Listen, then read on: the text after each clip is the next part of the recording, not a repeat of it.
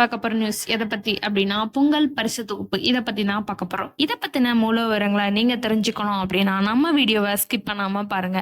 நீங்க இப்ப தான் ஃபர்ஸ்ட் டைம் நம்ம சேனல பார்க்குறீங்க அப்டின்னா, சப்ஸ்கிரைப் பண்ணிக்கோங்க. பக்கத்துல இருக்க பெல் ஐகான கிளிக் பண்ணிக்கோங்க.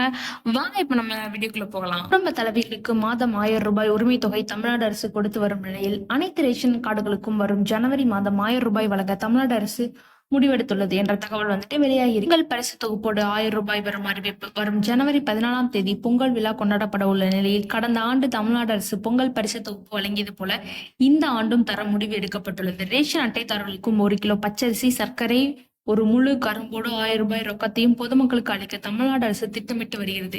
இதற்காக இந்த ஆண்டு எவ்வளவு தொகை செலவிட வேண்டும் என்பது குறித்து தலைமைச் செயலாளர் தலைமையில் நிதித்துறை செயலாளர் உதயச்சந்திரன் உள்ளிட்டோர் ஆலோசனை நடத்தியுள்ள நிலையில் இதற்கென அறிவிப்பு விரைவில் அதிகாரப்பூர்வமாக வெளிவரும் என்று கூறப்படுகிறது. இதே நேரத்தில் நியாய விலைக் கடைகளின் மூலம் பொதுமக்களுக்கு குறைந்த விலையில் மளிகை பொருட்கள் வழங்கும் விதமாக 3 வகையான தொகுப்பு திட்டங்கள் கூட்டுறவுத்துறை அறிமுகப்படுத்தியுள்ளது.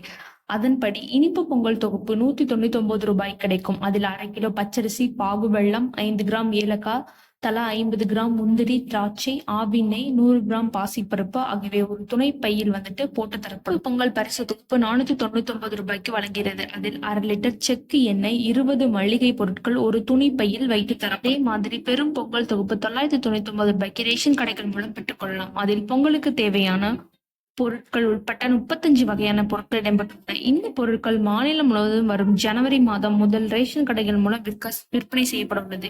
சென்னை, காஞ்சிபுரத்தில் இந்த தொகுப்புகள் தலா 10,000 என்ற வகையிலும், மற்ற மாவட்டங்களில் 1000 முதல் 5000 என்ற அளவிலும் விற்பனை செய்ய கூட்டுறவுத்துறை திட்டமிட்டுள்ளது.